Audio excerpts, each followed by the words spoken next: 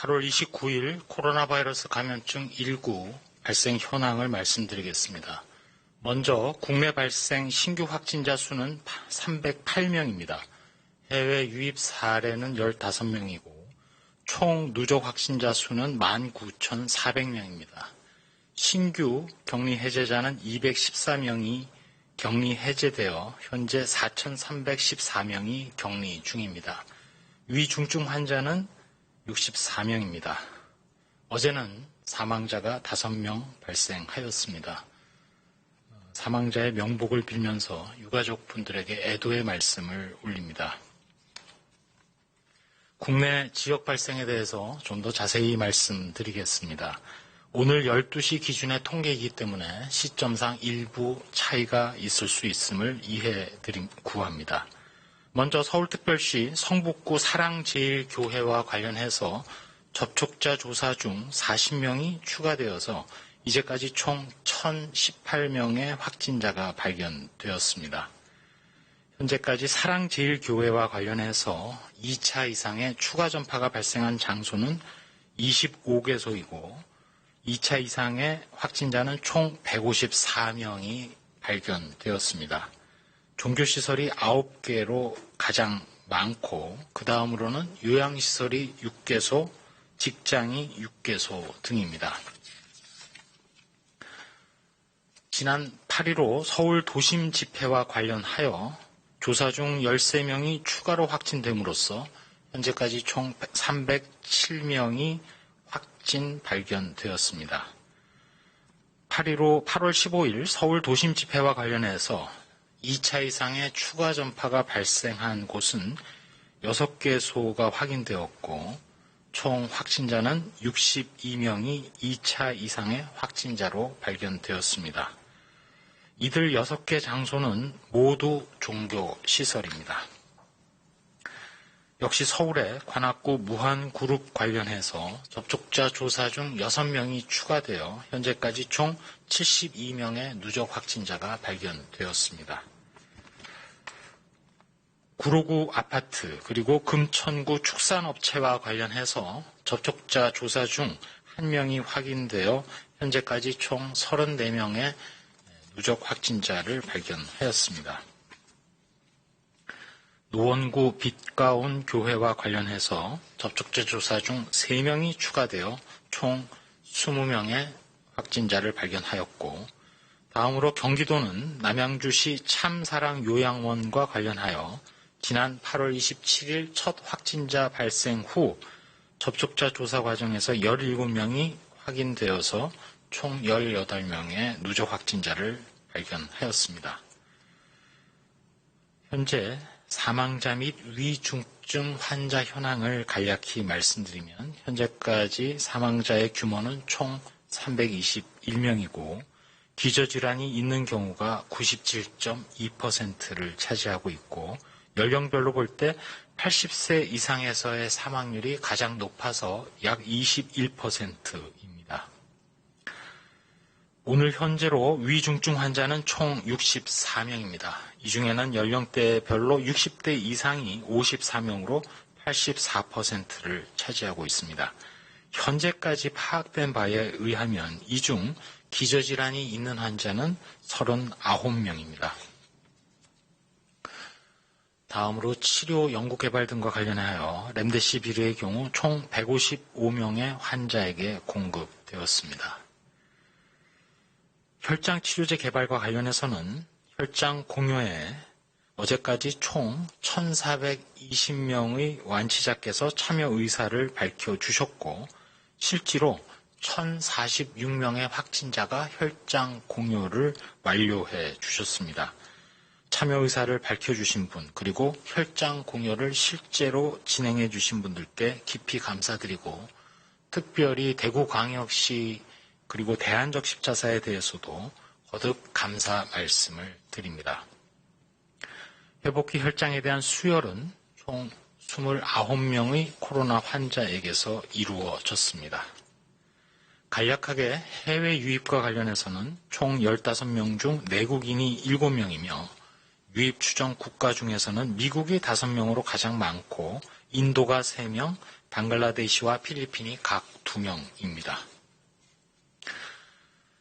오전 브리핑을 통해서도 설명을 드렸습니다만 내일부터 9월 6일까지 8일간 수도권 지역에 대해서는 2단계 사회적 거리 두기와 동시에 위험도가 큰 집단에 대하여 한층 더 강화된 방역 조치가 시행되기에 방역 조치 준수를 요청을 드립니다. 특별히 음식점, 카페, 실내 체육시설에서의 방역 강화 조치가 시행되기 때문에 철저하게 이행해 주시기를 거듭 부탁 올립니다. 특별히 고위험군이라고 할 수 있는 고령층의 경우 코로나19 감염 예방을 위해서 주로 고령층이 이용하는 수도권의 요양병원, 요양시설은 면회가 금지가 되고 주야간 보호센터 및 무더위 쉼터 등 시설은 휴원을 권고드립니다. 불가피하게 운영한다 하더라도 노래 부르기 등 비말이 많이 발생하는 활동이나 프로그램은 금지되며 또한 주로 방문 판매업에서 운영하는 불법적 소모임의 경우 공정거래위원회에서 신고센터 등을 운영하여 집중적인 점검과 관리를 강화할 계획으로 있습니다. 저희 중앙방역대책본부에서는 코로나19 억제를 위하여 사회적 거리 두기의 철저한 이행 그리고 국민 여러분들의 실천이 무엇보다 중요하다는 점을 다시 한번 강조드리면서 이번 주말 중에도 방역 수칙을 철저히 지켜주실 것을 요청드립니다. 의료기관의 방문이나 생필품 구매와 같은 불가피한 외출 이외에 불효불급한 외출, 모임, 여행 등은 취소해 주시기 바랍니다. 불가피한 외출의 경우에도 반드시 마스크를 착용해 주시고 마스크는 반드시 입과 코를 완전히 가리셔야 하며 마스크 표면을 최대한 만지지 않도록 즉 제대로 마스크를 착용하는 것이 중요하다는 말씀을 드립니다. 마지막으로 몇 가지 말씀드리겠습니다. 코로나19 이후에 달라진 세상에 적응하고 방역이라는 것이 우리 일상의 제1수칙이 되지 않으면 전반적인 사회 기능을 유지하는 것이 어렵고 심지어 불가능하다는 것을 새삼 깨닫게 되는 요즘입니다. 세계적으로 경제 회복에 방역보다는 좀 더 방점을 두고 봉쇄를 푼다든지 거리두기를 완화하는 시도를 했던 나라들 예외 없이 다시금 코로나19 유행이 고개를 들고 있습니다. 코로나19의 재유행 위기가 비단 우리나라에서만 발생하는 어려움은 아닙니다만 유럽에서 다시금 큰 유행으로 진행되어가는 양상을 보면서 결국 경제와 방역, 일상과 방역의 병림만이 더 큰 피해와 봉쇄를 막는 유일한 해법임을 알게 됩니다. 이제 수도권에서의 사랑제일교회의 집단 발병 그리고 서울 도심 집회 이후 시간적으로 2주가량이 지나갑니다. 지난 8월 15일 거리두기 2단계 격상 이후 역시 14일이 지나가고 있습니다. 우리 모두가 코로나19의 유일한 대응 수단인 거리두기에 얼마나 충실히 그리고 단합해서 대응했는지 이제 본격적으로 그 성적표가 나오는 때입니다. 우리 모두의 노력 그리고 참여한 만큼 성과가 나타날 것이라고 생각합니다. 현재 겉으로 나타나고 있는 코로나19 상황은 벅찬 상황입니다.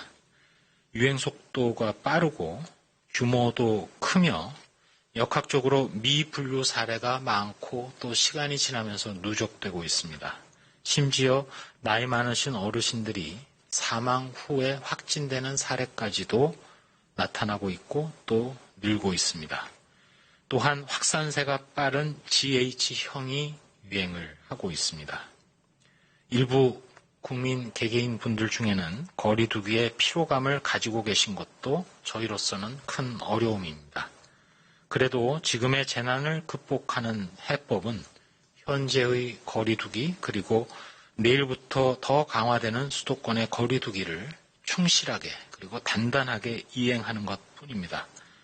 고난의 시간을 단축시키고 이겨낼 수 있는 것은 이 방법밖에는 없습니다.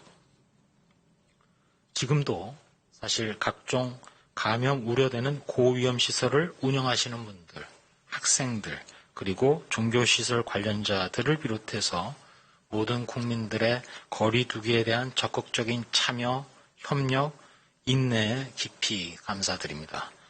방역 담당자들은 그로 인한 피해에 대해서 깊이 그리고 항상 죄송한 마음을 가지고 있습니다.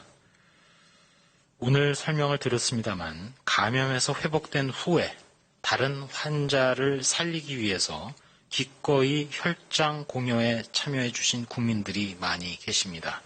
특별히 지난 2, 3월 대량 환자가 발생했던 신천지 신도들의 치료제 개발을 위한 단체 혈장 공여, 그리고 해당 지자체인 대구시의 적극적인 장소 제공 협조, 또한 대한적십자사의 적극적인 지원에도 이미 감사드린 바 있고 다시 한번 깊이 감사를 드립니다. 이렇게 위기 앞에서 우리 사회가 보여주고 있는 포용, 용서, 그리고 단합이 현재 코로나19를 이겨내기 위한 거리 두기 준수에서도 발휘될 것으로 굳게 믿고 있습니다. 코로나19 방역에서도 큰 힘을 보여주실 것으로 기대하고 있습니다. 제발 오늘 내일 주말은 안전하게 되도록 집에 머물러 주시고 손 씻기, 마스크, 거리 두기 등 개인 위생을 철저히 지켜주시기를 마지막으로 거듭 당부드립니다. 이상입니다.